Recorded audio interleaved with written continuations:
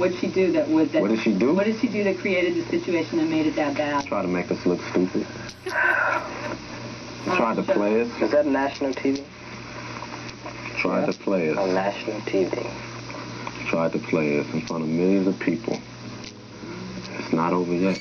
Dr. Dre's legacy in hip-hop is legendary, but behind the platinum plaques, billion-dollar deals, and cultural influence lies a darker truth, a pattern of violence against women that the industry chose to ignore. This wasn't a one-time incident, not a moment of lost control. No, this was a systemic issue, a repeated cycle of unchecked rage, and a grim reminder that power often protects those who abuse it. The most infamous incident, the one that should have shattered his career, happened in 1991 at a record release party in Hollywood. Dee Barnes, a respected hip-hop journalist and host of Fox's Pump It Up, had aired an interview that exposed the tension between NWA and Ice Cube. Dre approached. And what did he do? Did he say anything? Just grabbed me. He grabbed you? Just grabbed me. I thought he was gonna walk past me. He just grabbed me. Grabbed you how?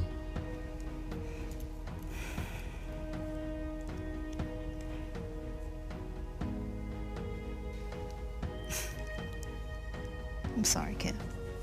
Dre wasn't having it. That night, witnesses say he caught sight of Barnes and lost it.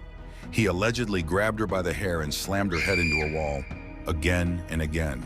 The same hands that produced Straight Outta Compton were now used to punish a woman for simply doing her job. But he wasn't done. As Barnes tried to escape, Dre reportedly followed, throwing punches and kicking her while his crew stood by, laughing. They grabbed me by my hair and started slamming me up against the wall. It's a painful and traumatic experience. Worst part? MTV cameras were there that night, but they didn't catch the attack.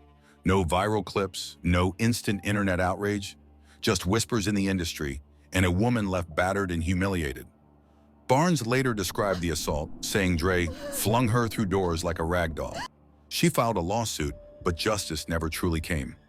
Dre pleaded no contest to the charges, paid a $2,500 fine, did 240 hours of community service, and settled out of court. A slap on the wrist for something that should have ended his career. Instead, Dre became one of the biggest names in hip-hop, a billionaire with Beats by Dre in a partnership with Apple. Meanwhile, Dee Barnes struggled, blackballed by the industry for daring to speak against one of rap's untouchable giants. The Dee Barnes assault wasn't an isolated event. It was just the one that made the most noise. But Dre had a pattern, a violent streak that didn't just disappear with success. Michel'le was the voice of some of Ruthless Records' biggest hits. She and Dre weren't just industry partners. They were together for years, and she bore his child. But behind closed doors, she says, it was hell. According to Michel'le, Dre didn't just hit her. He broke her nose, gave her black eyes, bruised her ribs. She says she endured years of abuse, sometimes waking up with no memory of what had happened the night before, only to look in the mirror and see the damage. And here's the sickest part. Nobody stepped in. The industry, the entourage, the friends, they all knew. But this was the 90s, and in hip-hop, as long as you were making money, no one cared about what happened to women behind closed doors. Michel'le eventually left Dre, but not before suffering years of silence. Her story would later be told in Surviving Compton, a Lifetime movie that depicted the truth the Straight Outta Compton biopic conveniently left out.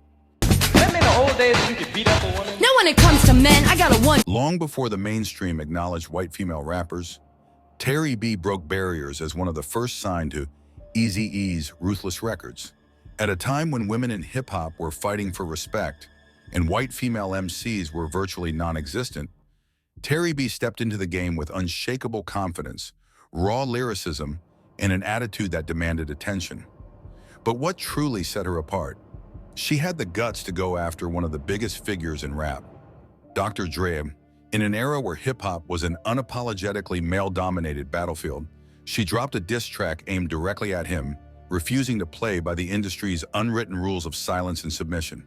And for that, she allegedly paid the price. The story goes that at a Grammy after-party, Dre, one of the architects of West Coast hip-hop, punched her in the face for daring to challenge him.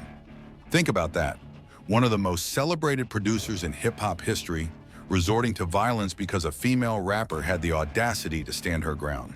This wasn't just rap beef. This was a moment that exposed the ugly underbelly of hip-hop's gender dynamics. Lisa Johnson, the mother of one of Dre's daughters, also spoke out about his violence.